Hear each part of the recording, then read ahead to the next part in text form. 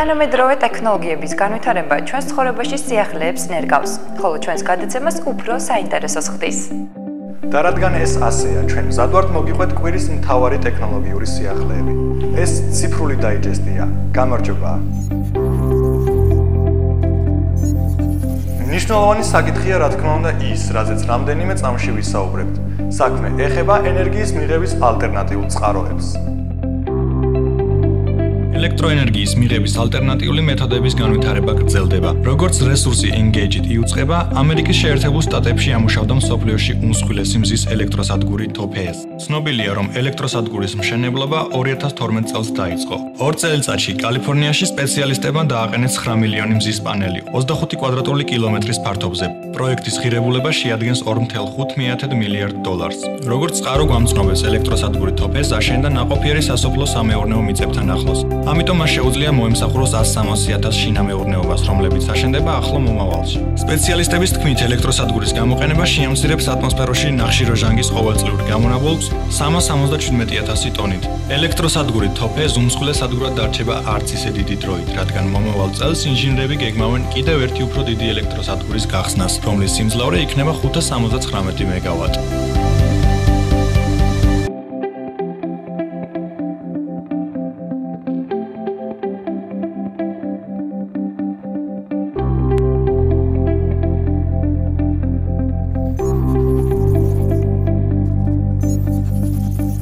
სწრაფად განვითარებადი ავტოპილოტირების სისტემაზე ციფრულმა დაიჯესტმა ბევრჯერ კი ამბობთ, თუმცა როგორც აღმოჩნდა, ყველაფერი არც ისე კარგადაა, როგორც ეს ავტომწარმოებლის სარეკლამო სლოგანებში ჟღერს. არც ისე დიდი ხნის წინ კომპანია Hyundai-მ გამართა შეჯიბრი სამხრეთ კორეაში Future Automobile Technology Competition. მონაწილეებს დაევალათ მოწინავე ავტოპილოტირების საავტომობილო სისტემის დემონსტრირება. სულ მონაწილეობდა 12 გუნდი, მაგრამ ფინალურ გამოცდებამდე მხოლოდ 4-მა შეძლო მიღწევა. რბოლები გრძელდებოდა 2 დღე, კარგ და ცუდ მოღრუბლულ ამინდშიც. ამასთან გზა, აპარატურული და პროგრამული უზრუნველყოფა რჩებოდა უცვლელი. შეჯიბრმა ნათლად აჩვენა თუ რამდენად სახიფათო შეიძლება იყოს ავტოპილოტირების სისტემა რთულ პირობებში. წვიმის დროს მოლიპულ გზაზე კამერებმა და სხვა სენსორებმა ვერ შეძლეს მიეწოდებინათ კომპიუტერისთვის საჭირო ინფორმაცია მოძრაობის პარამეტრების კორექტულად გამოთვლებისთვის. შედეგად ავტომობილი ვერ ახერხებდა ამოეცნოს საგზაო ნიშანი ან მოეხდინა დაბრკოლების და ქვეითების იდენტიფიცირება. ეს იმის გათვალისწინებით, რომ შეჯიბრი იმართებოდა ყველა მონაწილის ცალ-ცალკე გამოსვლით, ასევე იდეალური განლაგებითა და კარგად ამოსაცნობი ნიშნებით. ცხადია, რომ რეალურ გზაზე რობომობილები კიდევ უფრო არაპროგნოზირებად შედეგს აჩვენებენ.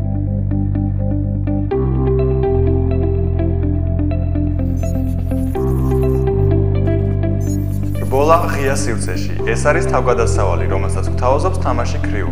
მისი ტრეილერი სულ ცოტა ხნის წინ კომპანია Ubisoft-მა გამოაქვეყნა.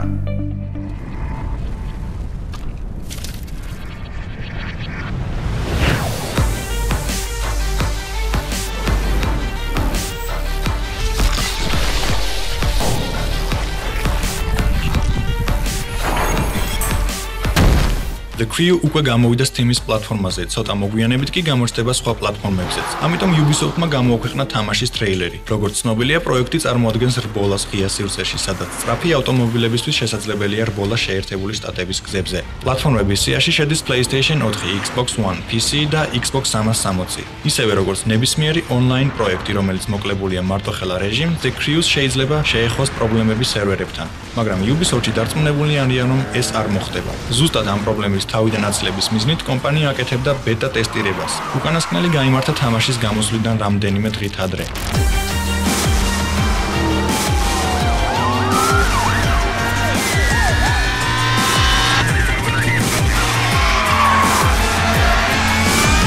The Crew-ს შექმნით დაკავებული იყო კომპანია Ivory Tower. სწორედ ამ კომპანიაში არიან თანამშრომლები, რომლებსაც წვლილი მიუძღვით Need for Speed, Test Drive Unlimited და Wii Rally-ს შექმნაში.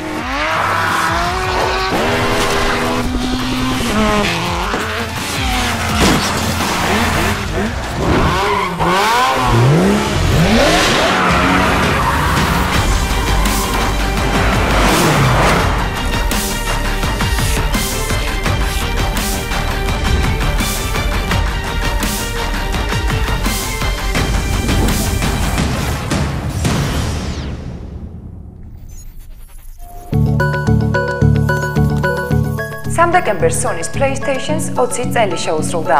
კონსოლი დღემდე ევოლუციის ფაზაშია და პოპულარობას არ კარგავს. 3 დეკემბერს ზუსტად 20 წელი შეუსრულდა სათამაშო კონსოლ PlayStation-ს. ამ დღეს 1994 წელს Sony-მ გამოუშვა იაპონურ ბაზარზე პირველი თაობის სათამაშო მოწყობილობა. PlayStation-ი აღჭურვილი იყო MIPS R3000A პროცესორით, 33.7 MHz სიხშირით, 2 MB ოპერატიული მეხსიერებით და 1 MB ვიდეო მეხსიერებით. კრიტიკოსებმა დადებითად შეაფასეს კონსოლი, თუმცა ბაზრის ზოგიერთი მონაწილე მანამდეც დარწმუნებული იყო მოწყობილობის პერსპექტივაში. 2007 წლის მარტში მთელი მსოფლიოს მასშტაბით მოხდა 102.5 მილიონი PlayStation-ის რეალიზება, შედარებით კომპაქტური ვერსია PS1-ის ჩათვლით. 2000 წლის მარტში გამოვიდა PlayStation 2, რომელიც გაიყიდა 155 მილიონ ეგზემპლარად 2012 წლის ბოლოს, ხოლო PlayStation 4, რომელიც გამოვიდა 1 წლის წინ, უკვე გაყიდულია 15 მილიონი. 20 წლის იუბილეს Sony-მ აღნიშნა Anniversary Edition PS4 სათამაშო მოწყობილობის გამოშვებით. მთელი მსოფლიოს მასშტაბით გაიყიდება 12300 კომპლექტი. ეს რიცხვი დამთხოვილია პირველი PlayStation-ის გამოსვლის თარიღს, 3 რიცხვი, მე-12 თვე. ფასი შეადგენს 500 ევროს.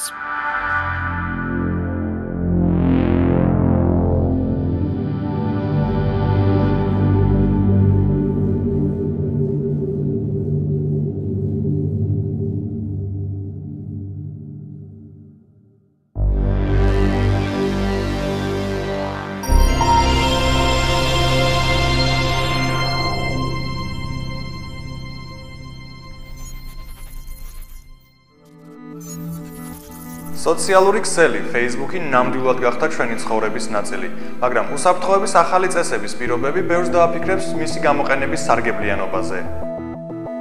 2005 წლის 1 იანვრიდან ძალაში შედის სოციალური ქსელი Facebook-ის განახლებული პირობები. ამ თარიღიდან სერვისის მომხმარებლები მზად უნდა იყვნენ იმისთვის, რომ მათი პერსონალური მონაცემები დამატებითი თანხმობის გარეშე ხელმისაწვდომი გახდება მესამე მხარეებისთვის, მათ შორის სამართალდამცავი ორგანოებისთვის. Facebook-ის გვერდზე მონაცემების გამოყენების პოლიტიკაში წერია, რომ სოციალური ქსელი აგროვებს შემდეგ ინფორმაციებს. სარეგისტრაციო მონაცემები.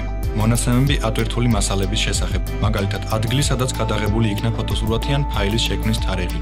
მონაცემები აკაუნთის აქტივობის შესახებ, მათ შორის ამა თუ იმ ქმედების სიხშირე და ხანგრძლივობა. მონაცემები სოციქსელში გადახდების შესახებ, მათ შორის საკრედიტო ან სადებატო აპარატის ნომერი. ასევე სხვა მონაცემები აკაუნთისა და ავტორიზების შესახებ, მაგალითად ანგარიშებისა და მიწოდების შესახებ. მონაცემები გამოყენებული ელექტრონული მოწყობილობის შესახებ, მათ შორის ისეთი პარამეტრები, როგორიცაა ოპერაციული სისტემა, ტექნიკის ვერსია, ფაილების სახელები, სიგნალის ძალა და აკუმულატორის დატანვის დონე, ასევე იდენტიფიკატორები, მოწყობილობების ადგილმდებარეობა გეოგრაფიული ჩათვლით, მაგალითად GPS, Bluetooth ან Wi-Fi სიგნალის მეშვეობით. ინფორმაცია კავშირის შესახებ, მაგალითად მობილური ოპერატორის ან პროვაიდერის სახელწოდება, ბრაუზერის ტიპი, ენა და დროის ზონა, მობილური ტელეფონის ნომერი და IP მისამართი. სხვა სიტყვებით რომ ვთქვათ, Facebook-ის განკარგულებაში აღმოჩნდება საკმარისი ინფორმაცია მომხმარებლის ზედმიწევნის დეტალური ციფრული პორტრეტის შესაქმნელად. ძალაში შემავალი წესების თანახმად ამ მონაცემების გადაცემა Facebook-ს შეუძლია თავისი პარტნიორებისთვის, სარეკლამო შეფასების და ანალიტიკის სამსახურებისთვის, კავშირის ოპერატორების და სხვადასხვა მომსახურების მიმწოდებლებისთვის. რა თქმა უნდა, პერსონალური მონაცემები შეიძლება გამოიყენონ რეკლამის ასახვისთვის. რა საჭიროა ჯაშუშობა, როცა შესაძლებელია სოციალური ქსელის შექმნა, სადაც მომხმარებელი ნებით და სიამოვნებით გასცემს მთელ პირად ინფორმაციას.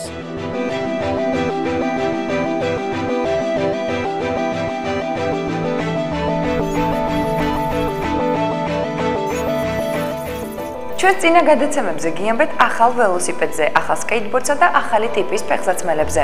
ამჯერად ახალი ლიფტის შესახებ უნდა მოგიყვეთ. ლიფტის გამოგონების მომენტიდან 160 წლის განმავლობაში მისი ძირითადი კონცეფცია უცვლელი რჩება. მთელი ამ დროის მანძილზე ლიფტი შექმნილი იყო ადამიანების გადასაყვანად მხოლოდ ზემოთ და ქვემოთ, მაგრამ გერმანულმა კომპანიამ ThyssenKruppმა განაცხადა, რომ დადგა დრო ცვლილებებისთვის. როგორც კომპანიის წარმომადგენლებმა გვაცნობეს, ლიფტის მხოლოდ ერთი ტრაექტორით ზემოთ და ქვემოთ მოძრაობა არაეფექტურია, რადგან ბევრ ადამიანს უწევს დიდი ხნით ლოდინი, სანამ ლიფტი მათ სასურველ სართულზე აიყვანს. მოცემული პრობლემების გადასაჭრელად სპეციალისტებმა წარმოადგინეს სრულიად ახალი ლიფტის სისტემის კონცეფცია, რომლის მიხედვითაც ლიფტი ივლის არა მარტო ზემოთ-ქვემოთ, არამედ გვერდზეც. ამასთან ერთად ერთდროულად იმოძრავებს რამოდენიმე ლიფტი, ისე რომ ერთმანეთს არ შეეხებიან. კიდევ ერთი ინოვაცია მოცემულ სფეროში უნდა გახდეს ლიფტის მოძრაობის მექანიზმი. როგორც საინფორმაციო რესურსი GSMAG იუწყება, ლიფტს მოძრაობაში მიიყვანს რამოდენიმე მაგნიტური ბალიში. ანალოგიური სისტემა გამოიყენება ჩქაროსნულ მაგლიო მატარებლებში. მსგავსი ბალიშების გამოყენება მოძრაობის საშუალებას აძლევს ტროსის გარეშე.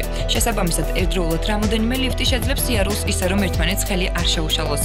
შემქმნელების აზრით, ეს სისტემა შეამცირებს ლოდინის დროს დაახლოებით 30 წამით. ამ ეტაპზე ტექნოლოგია ჯერ კიდევ შექმნის პროცესშია და პირველი ტესტირებები დაგეგმილია 2016 წელს.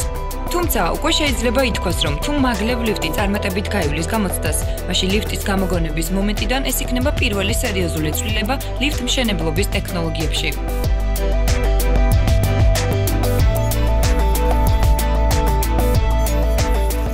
შოპინგი თანამედროვე გაგებით არ ნიშნავს პირდაპირ მნიშვნელობით მაღაზიაში შესვლას. ბოლო წლებში eBay-ს რთული პერიოდი აქვს. კომპანია დგას უსაფრთხოების პრობლემის წინაშე. ასევე განაცხადა PayPal-ის ცალკე გამოყოფის შესახებ. მიუხედავად ამისა, კომპანია აჩვენებს სტაბილურ ზრდასა და შემოსავალს, ამიტომ მას აქვს ყველა შესაძლებლობა საკუთარი ბიზნესის რესტრუქტურიზაციისა და ახალი მიდგომების ძიებისთვის. eBay-ს უკანასკნელი საინტერესო ინიციატივა. ჩაუშვას ორი ახალი საცალო მაღაზია. დიზაინერ მოდელიო რებეკა მინკოვთან ერთად ნიუ-იორკსა და სან-ფრანცისკოში. აუცილებელია ითქვას, რომ საუბარია არა უბრალო მაღაზიებზე, არამედ ეგრეთ წოდებულ ჭკვიან მაღაზიებზე, სადაც მყიდველებს ხვდებათ დიდი სარკეები, რომლებიც გამოყენებული იქნება როგორც სენსორული ეკრანი. როგორც ჩვეულებრივ მაღაზიაში შესაძლებელია გავლა და საჭირო ნივთების შერჩევა. ასევე შესაძლებელია სენსორული ეკრანების მეშვეობით იმ ნივთების შერჩევა, რომლის მიზომვაც გსურთ. იმის მაგივრად, რომ თანატაროთ არჩეული ნივთები, მომხმარებელს შეიძლება შეუკვეთოს საჭირო პროდუქცია, აირჩიოს ჯადოსნური სარკით და როდესაც ყველაფერი მზად იქნება, მას მოუვა შეტყობინება მობილურზე, ხოლო ლოდინის დროს შესაძლებელია სასმლის შეკვეთაც. ამით ყველაფერი არ მთავრდება. გასახდელი ოთახი აღჭურვილია დიდი სარკით, რომელიც მუშაობს როგორც სენსორული ეკრანი. მომხმარებელს შეუძლია შეცვალოს განათება და გაიგოს, როგორ გამოჩნდება ტანისამოსი ან აქსესუარი სხვადასხვა განათებაზე და გარემოში. თუ სტილი საერთო ჯამში მოსაწონია, მაგრამ სხვა ფერი გაინტერესებ, არ არის საჭირო მისი ძებნა ან კონსულტანტის დაძახება. პროდუქცია აღჭურვილია RFID დანიშნულებით, ასე რომ სენსორი ცნობს ნივთს და შეუძლია გაცნობა თუ რა ფერები დარჩა კონკრეტული ტანისამოსის და ღილაკზე დაჭერით შესაძლებელია კონსულტანტის მოყვანა, რომელიც მოიტანს სასურველი ფერის ტანისამოსს. RFID ნიშნულები ასევე გამოიყენება აქსესუარის რეკომენდირებისთვის. მყიდველმა რომც არ მიიზომოს ან არ იყიდოს, ყველაფერი ინახება პროფილის მეხსიერებაში. შედეგად, შესაძლებელი არის მისი შეძენა მოგვიანებით ონლაინში. Resource Rectis ამერიკელი ჟურნალისტები სკეპტიკურად იყვნენ განწყობილნი ჭკვიანი მაღაზიების გახსნის წინ, რადგან თვლიდნენ, რომ გამოგონება არ იქნებოდა ღირებული, თუმცა ახლო გაცნობის შემდგომ მათ შეცვალეს საკუთარი შეხედულება. ნაკლებად სავარაუდოა, რომ ამ მაღაზიებს ეწოდათ მომავლის მაღაზიები, მაგრამ საუბარი ნამდვილად ნოვატურ მიდგომებზეა, რომელიც განკუთვნილია რიგით მომხმარებლებზე.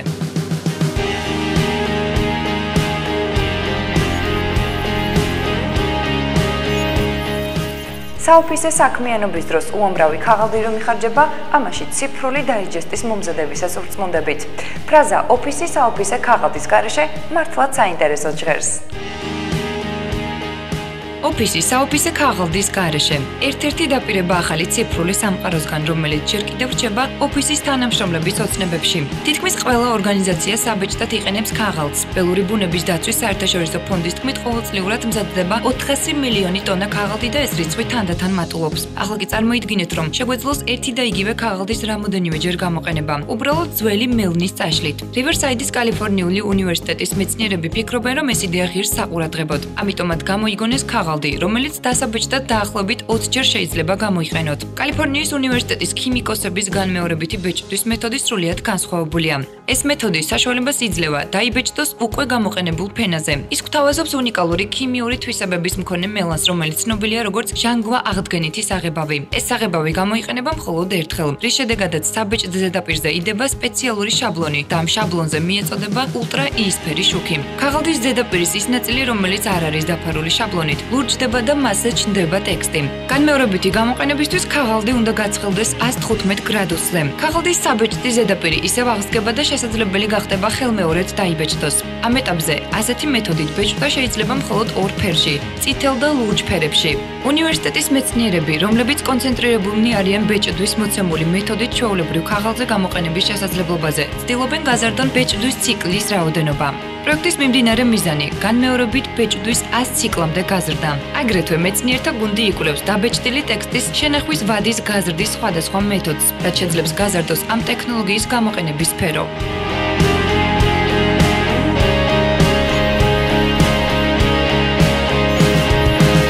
საინტერესო სიახლეებისთვის განკუთვნილი დრო ამოიწურა.